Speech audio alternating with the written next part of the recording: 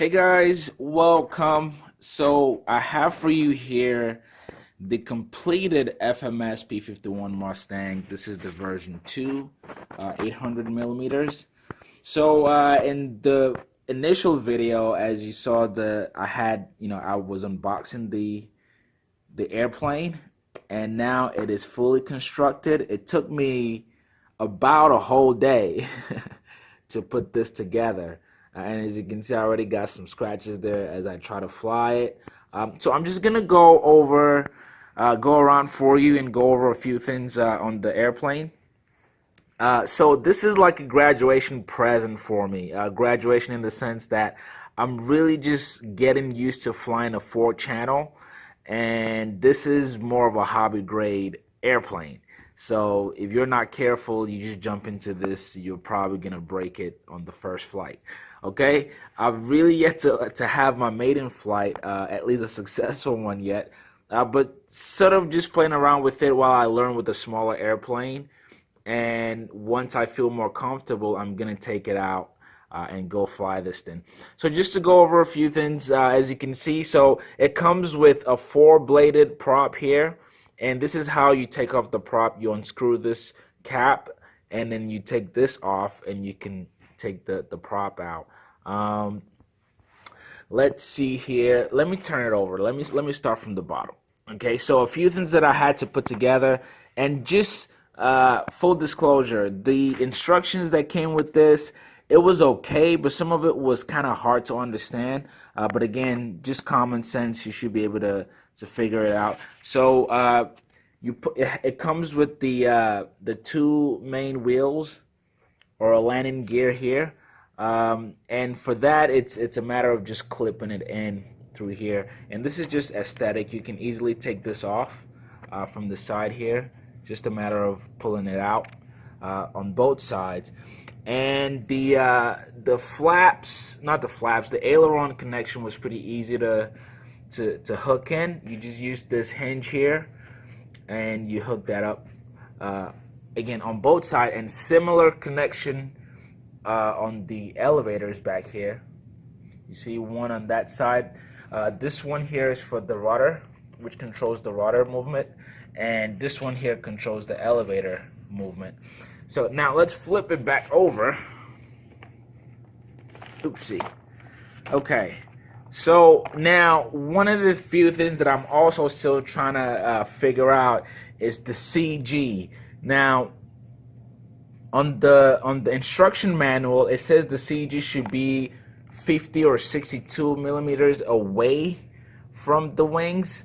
And when I read I bought this from motionrc.com, by the way, and when I read on the comments there, they said that was the wrong recommendation, whichever it is. But I'm still trying to figure that part out. And this is where so let me take this off. This is a pretty cool cover. It has a magnet here. That way, whenever you're flying at high speed, this hopefully stays stuck on top. So hooking this up, and in my initial videos, this is a plug-in and play. Let me just put that remote control there. You're going to need a battery, a transmitter. Here's the battery you need here, and you need a transmitter, and also you need to get you a receiver, a 4-channel receiver, which I have here. Now, the placement of the battery is very important because, okay, so for one thing, as you see, I have Velcro on this, and that's for it to be able to stay put wherever I put it. Because if I just left it in the insert right there and I start to fly it and the stuff moves around, that's not going to be good for the CG. So that's why I went out and got one of these, and you can pick this up at the dollar store, literally. It's not something expensive. So now, again, what I'm still struggling with is the proper placement for the battery, because that really determines the proper CG for the airplane. Just naturally, this is a very nose-heavy airplane, and if you're not careful, so for example, nose-heavy means once it comes up this way and is going this way, the more power you put in, it could just go like that. That's what nose heavy does. Again, I've yet to take it on its maiden flight, at least take off, but I will be shooting that video soon, and I will be showing you guys that. So for now, this is the whole airplane. It looks so gorgeous. I mean, I'm salivating right now because I want to take it out and fly it so bad. But I know I have to build up my skills just a little bit more before I'm able to fly it properly.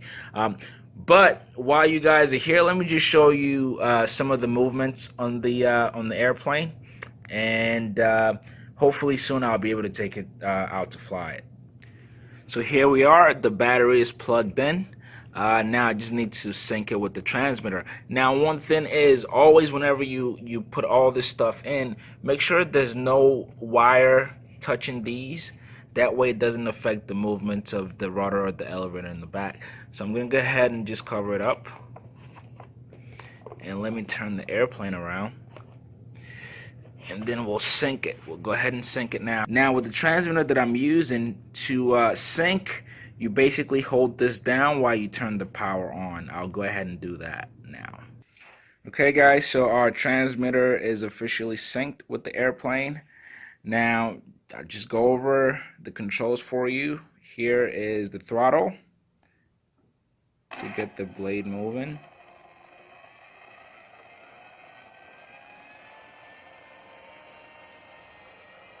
She is so gorgeous.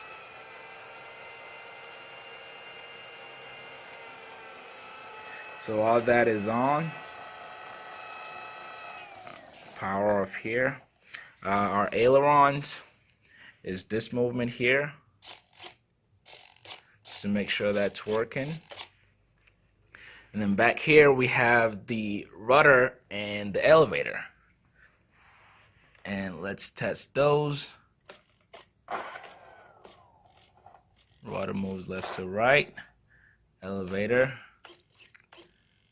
downward, upward. I wish the elevator pitches up more. It pitches up down pretty well, but the upward seems to be limited. So that could be something on my end that I need to figure out.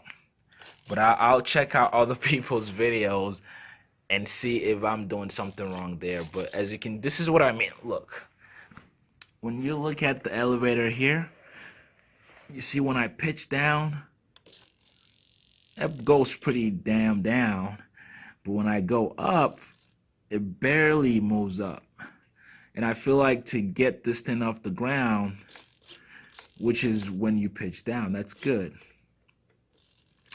But then I guess maybe the pitching up is limited because obviously you don't want to nosedive.